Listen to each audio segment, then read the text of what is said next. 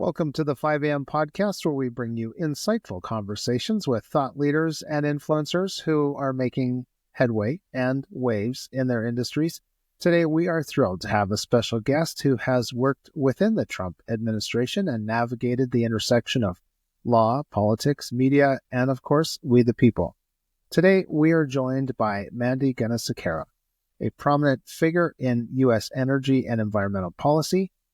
Mandy has served as Chief of Staff at the U.S. Environmental Protection Agency under President Trump and is the author of the book Y'all Fired, a Southern Belle's Guide to Restoring Federalism and Draining the Swamp.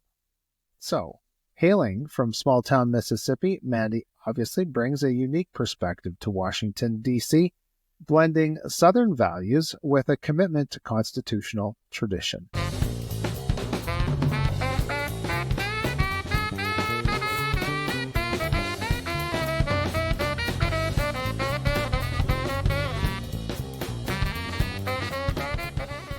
Mandy Gunasekara, welcome to the 5 a.m. podcast. Michael, it's great to be with you. Now, before we dive into your book, we need to talk about the new president, Donald Trump. It's been his first week in office. He has been a very busy fellow. I imagine his staff is as well, trying to keep up to the whirlwind of change and activity. But I want to start with President Trump extricating the people of the United States from the Paris Climate Accord. This was something you advocated for.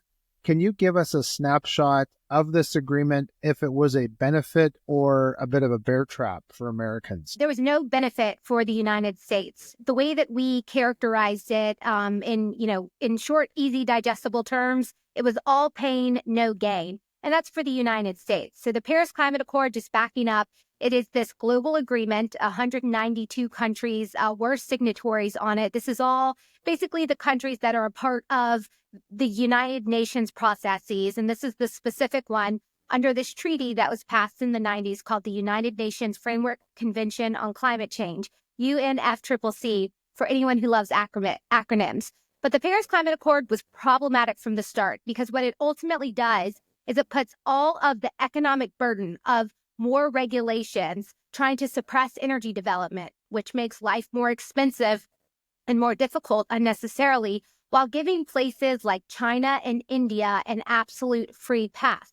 And the reason for this is a distinction between developing countries and developed. The United States is forever developed. China, India, and others are forever in developing status, which means they would submit these plans called nationally determined contributions. They would submit these plans, but there was no real commitment to it. Meanwhile, the United States, especially under Obama and Biden, used the Paris Climate Accord as a justification for onerous new red tape and for their war on fossil fuels. So at the end of the day, you had this agreement where all of the costs were borne by the everyday American consumer and taxpayer and working family, while the country where there has been the largest growth of emissions, whether you're talking about tangible, traditional pollutants like particulate matter, nitrous oxide, or in others, or greenhouse gases, they're all coming from China and India, and they had to do nothing. They could talk about their intentions, and they would get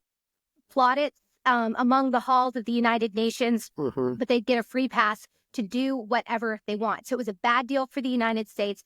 President Trump understood that the first go round, and this go round he wasted no time. Just to put that in perspective, the first time it took 4 months. Really, I started in March of 2017. So March, April, May, June is when he made the announcement that we were getting out.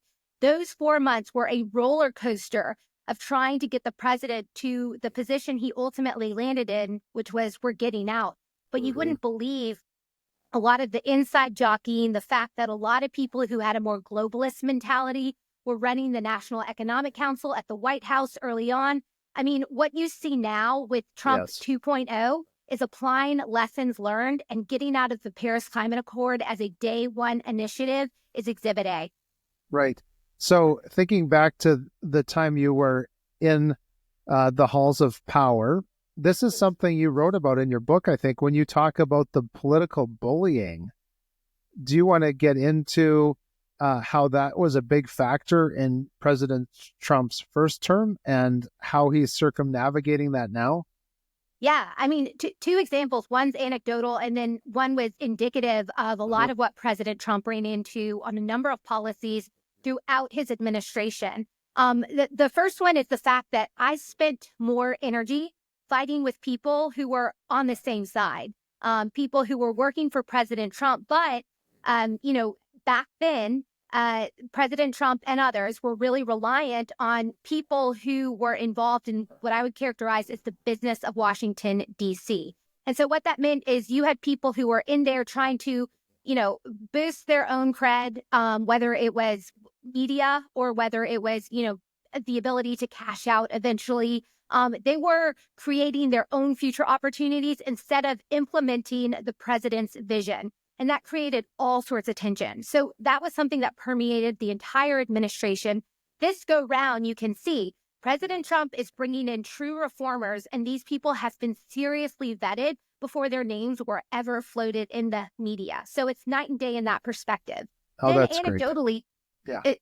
Anecdotally, and something I talk about in my book is, President Trump and his team now understand how the deep state operate. One example regarding the depths they will go to not only stop the president's agenda, but try to demean, demoralize, and discredit his political appointees. My leadership role in getting out of Paris, I'd obviously created a lot of enemies in various departments, people who were invested in the Paris Climate Accord. Many of them were at the State Department, and I've been tasked with a small group of people to go renegotiate a better deal later that year. Now, when you travel as a federal employee, there's teams of people. There shouldn't be teams. I think DOJ will handle this. Yes. But teams of people who handle the logistics, where you stay, how you fly, how you drive, all those sorts of things. I didn't think twice about it because I'd been a Senate staffer and I'd been on these international trips before. Well, unfortunately, when I got to Germany, as a form of very clear harassment and payback for my role in getting the president out of the Paris Climate Accord, they not only put me in a hotel that was about 45 minutes away from where the actual negotiations were taking place, they put me in a sex hotel. Me and one other female staffer of 100 plus U.S. delegate members, they put the two of us in this hotel that was absolutely horrifying from a basic HR perspective, but especially supposedly going and representing the president's interests for these international decisions that were a big part of his economic policy. Wild. Well, let's continue on this path with the Paris Agreement. I want to ask you, in your mind, how do you think this withdrawal from the Paris Agreement will impact the U.S. energy sector? Yeah, I think it's a really big deal. What it does is it sends that signal that the war on fossil fuels, both domestic and abroad, it's over. And it also makes clear the president's shift to putting the interests of the American people first. So it's a signal, and signals to the marketplace, especially for an industry like U.S., any of the traditional energy resources, coal, oil, and natural gas. So much of the cost built in today are reflective of where people see the industry going. Is it growing? Is there going to be more supply? If there's more supply, that means there's downward pressure on prices. I'm simplifying this, but all that being said, the president has made clear that traditional energy is open for business in the United States. Getting out of Paris, that was an easy first step. The next thing is focusing on generating new projects through permitting reform and opening up federal lands, things he has also done. So together, it really has created new optimism in U.S. oil and gas, as well as coal and traditional energy, coal, oil, and natural gas. But also eventually, this will help the president achieve one of his stated goals, which is to reduce the cost of energy by 50% for the American people. And he can do that by getting out of these one-sided international agreements and cutting red tape. Right. And it was very much one-sided. The onus was absolutely on America. Now, something that you had mentioned in the past has been the 16th Amendment as a factor in changing the relationship between federal and state governments. Can you explain how this relates to current environmental policies? Absolutely. So two things, the 16th and the 17th Amendment. In my book, I kind of do There's three phases. One is my personal experience. The second part is a little wonky. So if you like policy, this section's for you. Yeah. It gets into how did we get to this position today where an unelected bureaucrat has more sway than the American voter in terms of our constitutional republic, which is the antithesis of what the founders had in mind when they created our current construct. So it goes back to this ongoing shift of power from the states to the federal government. And it really started, in my opinion, from the passage of the 16th and the 17th Amendment. This is the establishment of the income tax, where ultimately you started to have massive resources being sucked away from the states and going to this centralized entity that is now Washington, D.C. So massive resource explosion, plus the 17th Amendment, which was how you elect senators. And it used to be the case that senators were this professional class of constitutional hawks. And this was designed to be a check on the House being reflective of the populace, the will of the people, folks from all over who would go to Washington, D.C. and reflect that, but with people who wanted to vociferously protect the Constitution and the individual rights you and I and all American citizens enjoy because of that. When that changed, it made senators subject to the same political winds for House members, and it did away with it's a minute but a really important check that our founders had in terms of preserving the strength and the purpose of the Constitution in its original form. Yes. Now, thinking back then, we would be remiss to not talk about the broken promises of FDR's New Deal.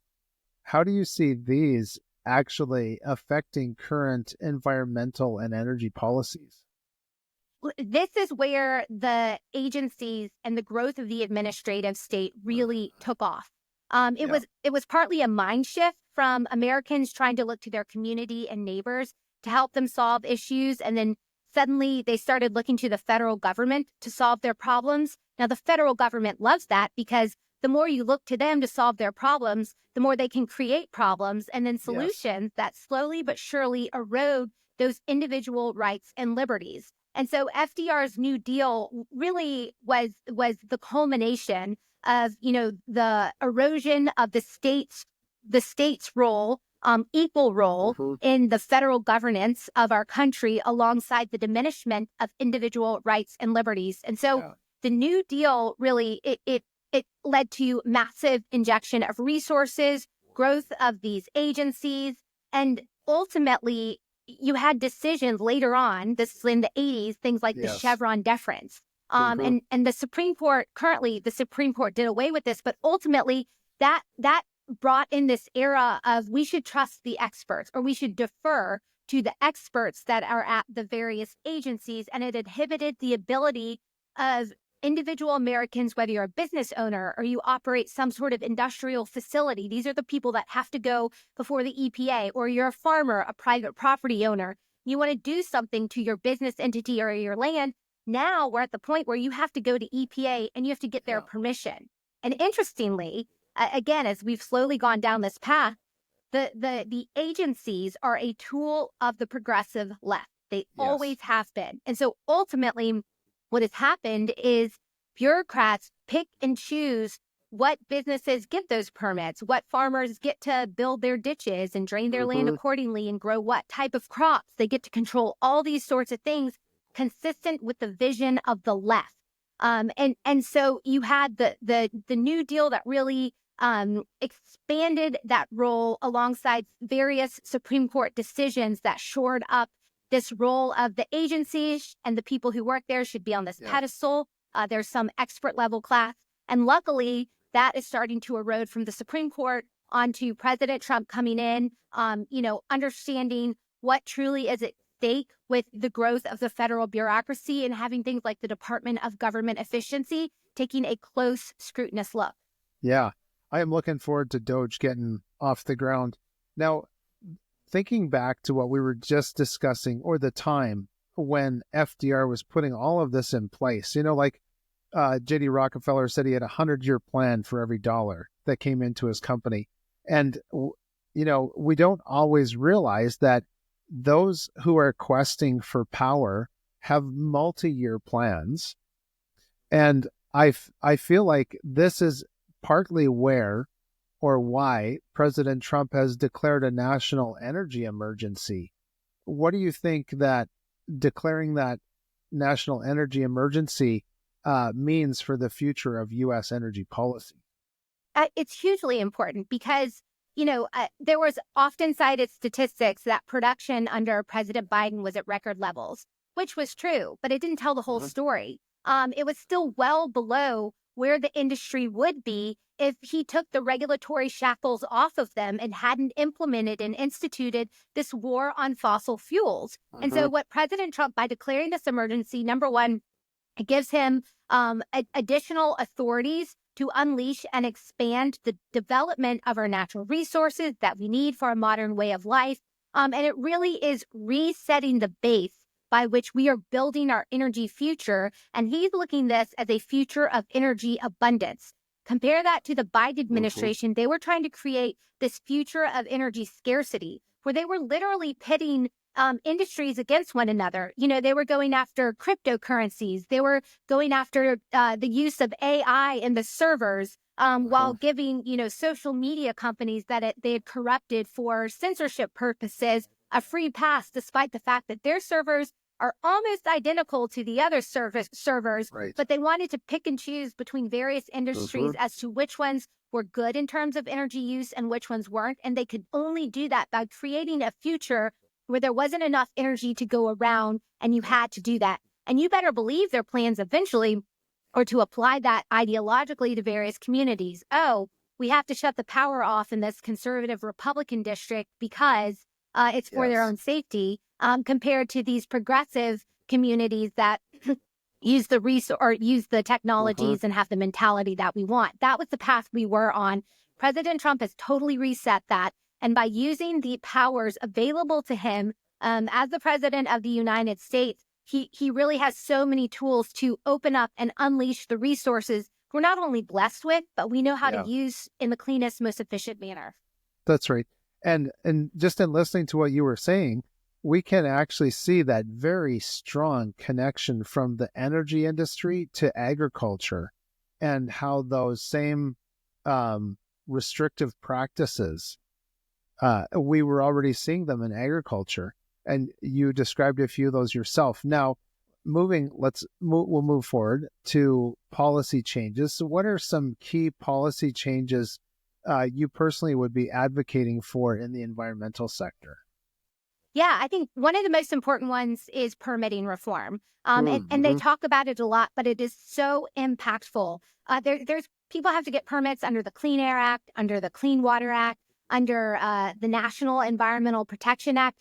All of these various laws put in place, well-intentioned by Congress, but it's created opportunities for either bureaucrats within the agency or their left-wing allies to slow down the development of capital investment and industrial opportunities. So President Trump, he's promised to turn the economy back on. We've already seen the impact he's had in 1 week. It seems like he's been there for longer than a week because he has done so much. But permitting reform at EPA is important. And number two, it's reinstituting accountability within the federal workforce. This is broader than just EPA, but the way that this will work at EPA is you can't avoid your job and get away with it. You can't just let permit applications or compliance plans for various states with certain air standards just sit on your desk, not do anything about it, and then leave them to deal with the consequences and say, well, we were just overstaffed and too busy, and I'm not quite sure where it is. So much of the bureaucracy, the complexity, and the redundancies honestly are designed so people within the agencies can avoid being held accountable for not doing their job. So reinstitution of accountability, the president put out his executive order. He's got tools like Schedule F. I mean, those are going to be really, really important to shifting the focus of the agency to doing its job, focusing on its mission, and getting politics out of the way. Yes. Now, how do you respond to the critics who are, putting up their flags of fear and promoting that fossil fuels could exacerbate our global warming climate change issues? That is the language of activists, not scientists. And I Yes. actually have spent the past 2.5 years working with some of the top climate scientists. Now, they're not climate scientists, they're atmospheric chemists. They have Hmm. specialties the physics of various Earth cycles impacting some of our day-to-day activities. Right. Epidemiologists, how does this impact your personal health? Based off of variables within the surrounding environment. People who look at the landscape and assess water levels and precipitation alongside sea levels and, the makeup. So I've been working with all of these people for a long time. And the truth is that climate change is something that's been going on for a long time. Hmm. And humans have some impact, but overall, the changing climate has proven to be mild and manageable. And the best thing that you can do is find ways to adapt to it, which is what we've been doing since the beginning of time anyway.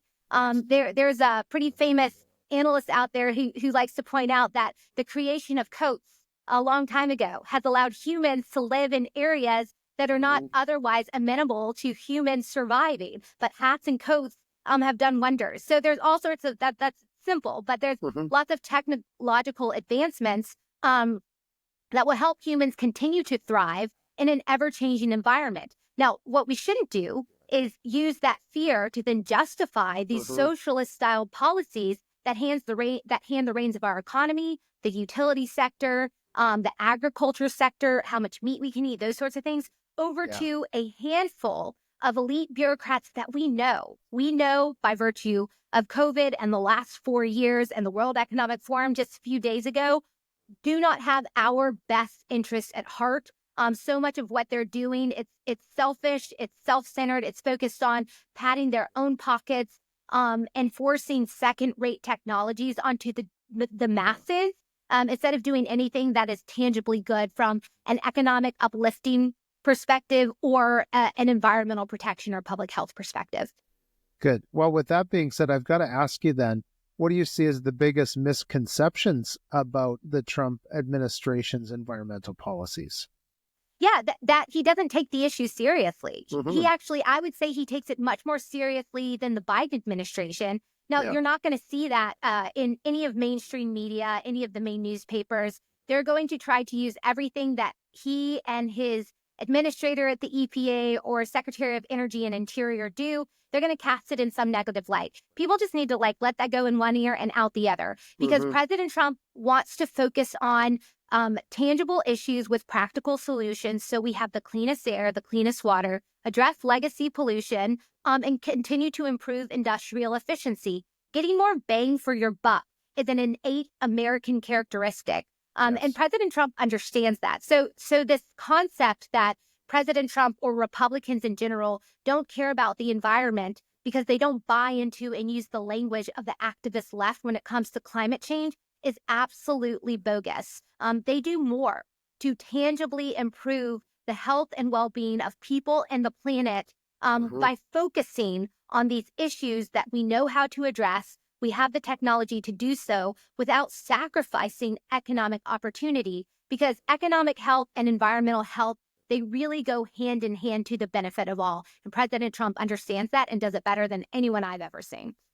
Yeah, I would agree with that. The big scare that we could see coming is these building blocks that the left puts together on their timeline, and knowing that eventually it's going to come down to the government not only positioning themselves as the one to be um, that for the population to be dependent upon, but also positioning themselves to be the one who grants permission for your very life. And I think that this has a tie-in to your book and how it talks about restoring federalism. And how do you envision this playing out in terms of environmental regulations? Yeah, I mean, I think the role of restoring federalism is embracing a concept that is embedded in so many of our environmental statutes. This is the Hmm. idea of cooperative federalism, not coercive federalism. And at the end of the day, this means an equal partnership between the states and the federal government, mostly through the injection of resources, to experts at the local and state level that are aware of specific characteristics so that environmental solutions are impactful and not hurtful through unintended consequences, whether it's added cost or lost job opportunities.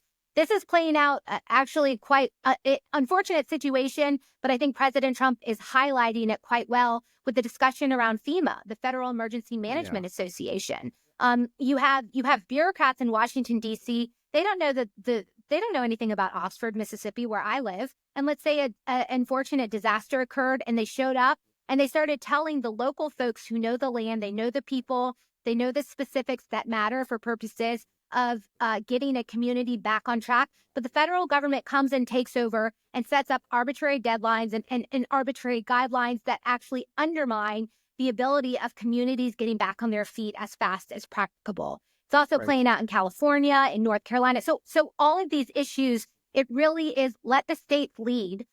Let the states lead so long as it's consistent with law. There's some provisions where it's not, and for specific purposes that matter in the environmental space, when you start talking about commerce, interstate commerce and things along those lines. But nonetheless, for most environmental issues, let the states lead. And President Trump he's willing to not only embrace it, but to act on it in a way to where it actually manifests solutions to all sorts of issues that have been plaguing communities around this country for far too long. Right.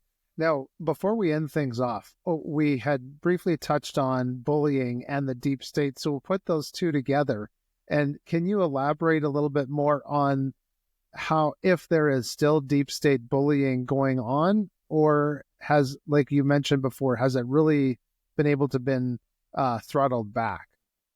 Well, it's still going on, and we'll see. I mean, I was talking with a colleague who's gone in. He's been there a week, and he was saying how great it is, and then he was like, but it's only been 1 week. So we'll see ultimately what they do. I think the difference is folks know they may not know exactly what to expect, but they understand that harassment is a part of what the deep state will do, and they will put that harassment in its rightful place, which is more of an annoyance. Not and maybe that annoyance gets leaked to the media, but not investing a lot of time and energy having to deal with it, just kind of going forward anyway. One example of this is the president's response to Colombia, initially rejecting the 2 flights of deported illegal criminals.